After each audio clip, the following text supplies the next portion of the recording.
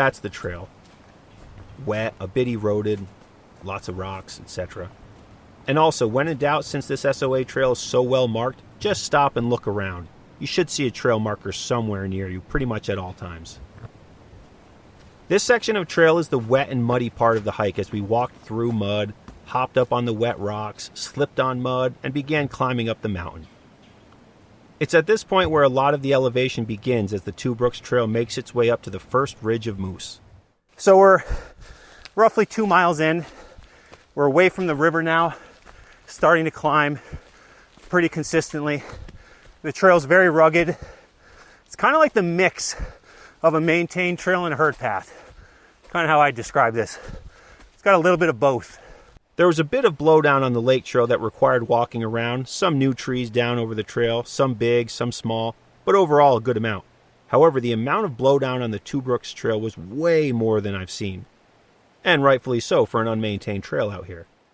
This whole climb right now is just covered in trees. And there's definitely even more blowdown now. Fortunately, it's not too difficult to get yourself up, but lots of blowdown. Make for a fun view, that's for sure. And the bugs are out. As you're listening to this podcast, hopefully sitting in your car, in air conditioning, not getting devoured by bugs, Jonathan and I are getting eaten alive. Friggin' bugs. All right. There's our first moment of views as we turn around. Lots of mountains in the background. Lake Placid there.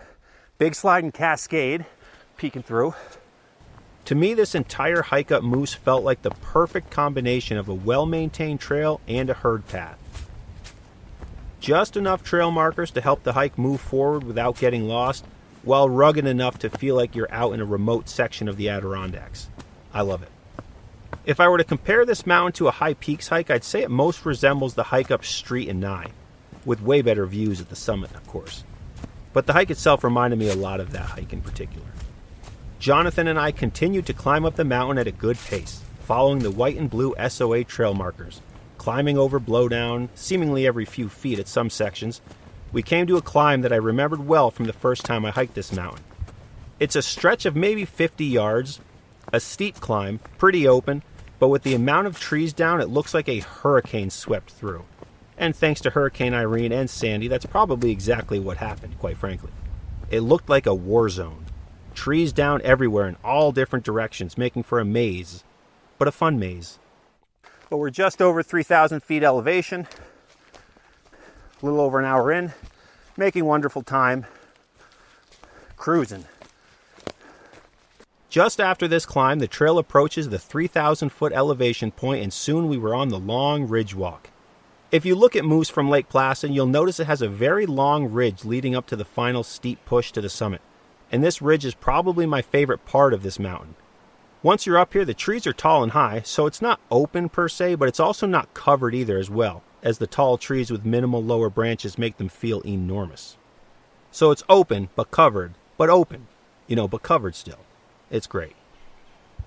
This is a welcome part of the trail after climbing up to elevation and getting to take a break from the heavier breathing for a little bit before the final push to the summit, which is by far the steepest section of the hike. And it just so happens once up on this ridge you can see the summit up ahead poking through the trees as the trail winds its way towards it. This ridge feels like you're on some random flat woods trail that you'd walk your dog on, but you happen to actually be over 3,000 feet up on top of a mountain. It's super cool. We continue to experience the abundance of blowdown on this section of trail. Trees down across the trail requiring us to climb over and crawl under, and then you look up and see 4 or 5 down trees all leaning on one little tree holding them all up, hoping the trees don't decide to come crashing down while you walk underneath. There was even one maybe 20-foot stretch where we counted climbing over 9 different trees down across the trail.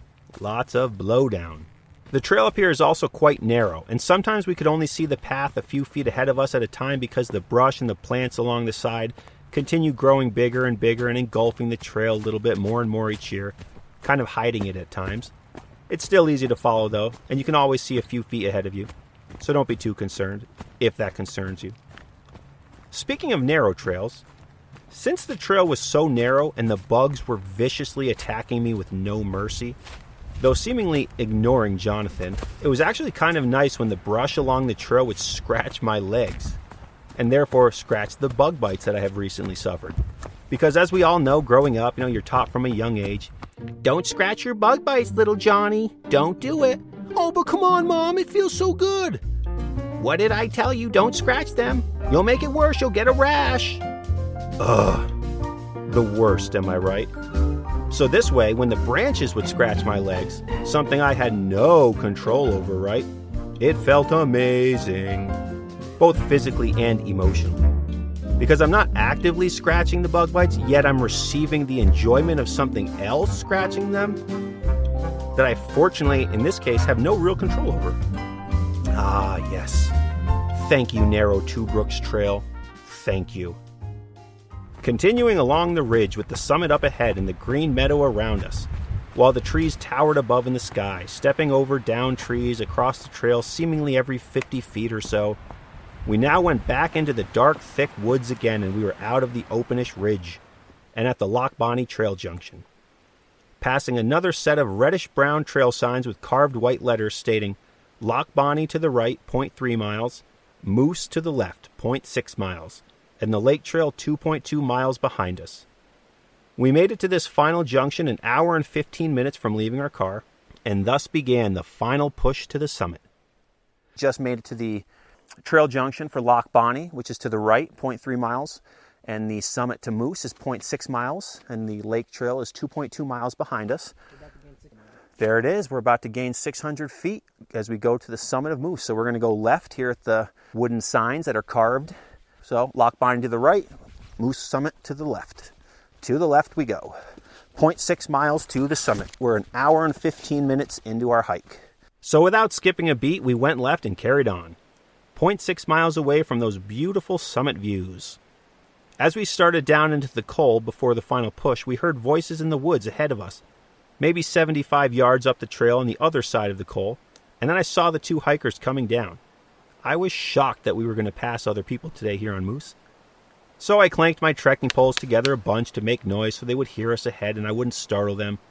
As someone who hikes solo most of the time, I can't even count the amount of times I've had other hikers tell me I startled them or I saw them jump because I accidentally snuck up on them. So I like to hit my poles when I can to make noise to avoid that, to let them know I'm up there. Hello. How are you guys? We met up with the two girls in the col and chatted for a few seconds, and we found out they were doing the Mackenzie Moose Loop, a loop I need to hit sometime. So we went our separate ways and into the col. I'm in a col! And to the other side where it was time to finish the final half-a-mile climb to the summit. This part of the hike reminded me a lot of the half-mile trip up to Lower Wolf Jaw when hiking the Lower Great Range, or going up to Gray, that half-mile out and back from the trail junction which makes you really work for it. And this one was no different. It gets steep immediately. Steep and rugged. Plenty of slipping on the muddy, needle-covered trail, the quads and glutes climbing up everything. You're working for this one. Gaining on the summit here.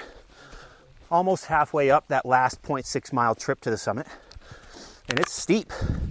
You're climbing. You're working for it. It's rugged. It's steep. Definitely a nice trail, though. And very well marked. And steep.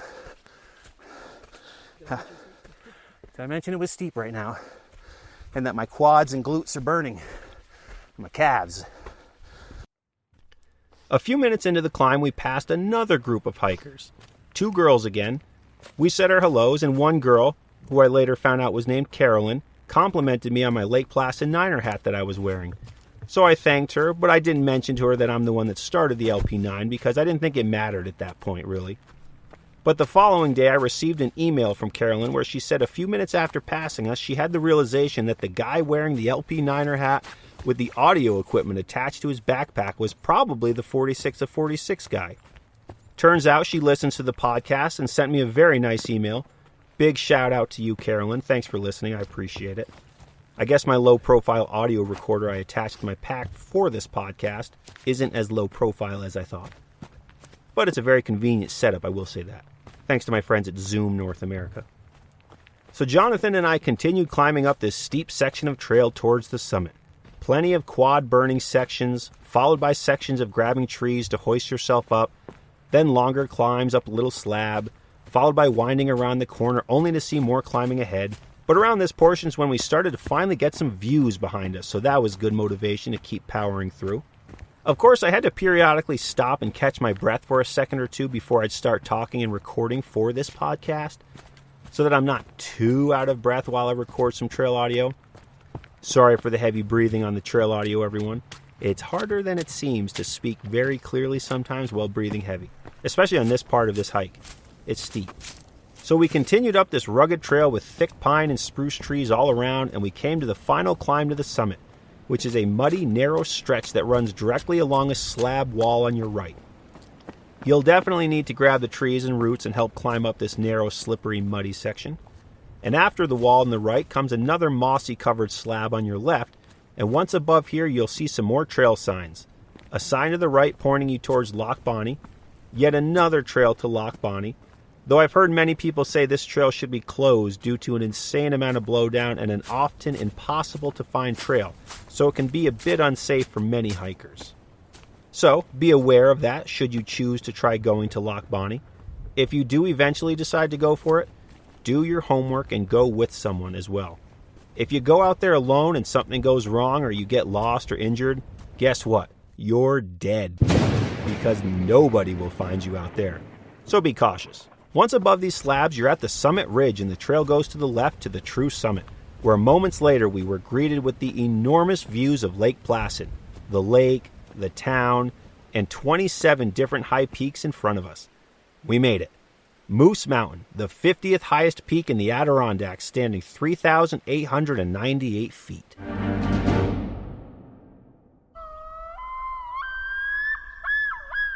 Pure ADK is an online community and lifestyle brand that creates Adirondack-inspired apparel and goods. They're all about sharing their adventures and creating quality products that are a reflection of the outdoor lifestyle and activities we love in the Adirondack Mountains. Whether born and raised an Adirondack native or a frequent vacationer, we all have a common bond, those feelings and memories that the Adirondacks evoke in us. As a bonus for listeners of the podcast, they're providing a 15% off discount. When shopping in their online store, use the promo code 46podcast to redeem the offer. PureAdirondacks.com. Check it out. 46podcast. Pure ADK. Exploration Unbound. Climb this little portion. Grab onto this tree. Climb up this ledge. The wind is blowing. Hopefully there won't be bugs up here. And we're there. 2:42. An hour and 42 minutes to the summit. Lots of huge views today. Great view of Lake Placid, the town and the lake in particular. Tons of high peaks. McIntyre, Street and Nye, Marcy, Colden, the Sewards and the Santanonis, the Great Range, Marcy, obviously, Giant over there, Whiteface is over here. Amazing. Moose Mountain. It took us an hour and 40 minutes from our car to the summit today. The summit of Moose has another reddish brown and white letter Shore Owners Association sign pointing you over the summit to Mackenzie Mountain, 3.1 miles away, which you can see directly in front of you. So if you want to summit Mackenzie, then do the traverse over to Moose, that's another great option for a longer day hike since this is shorter. What I love about the summit of Moose is the unique views of Lake Placid Lake and the obvious high peak views. But then on the other side of the summit, as you look north, the views are endless. And the way the Little Summit Trail approaches this lookout is super cool. You walk down towards the lookout, engulfed by trees above your head, and then the views just appear bigger and bigger and bigger and bigger and bigger, and then boom. Incredible views like you're seeing the edge of the earth. It's something words can't quite describe, and you'll have to see it for yourself. I love it anyways. And I'm sure you won't be disappointed either. In fact, I know you won't be disappointed either. On a clear day especially. Great spot for fall foliage as well. And from the north side, you can see Whiteface, you can see Catamount. Great stuff over there. The wind was blowing relatively hard up here, which kept the bugs at bay periodically, but overall the bugs were still relentless now that we were stopped. So after 10 minutes or so, Jonathan and I decided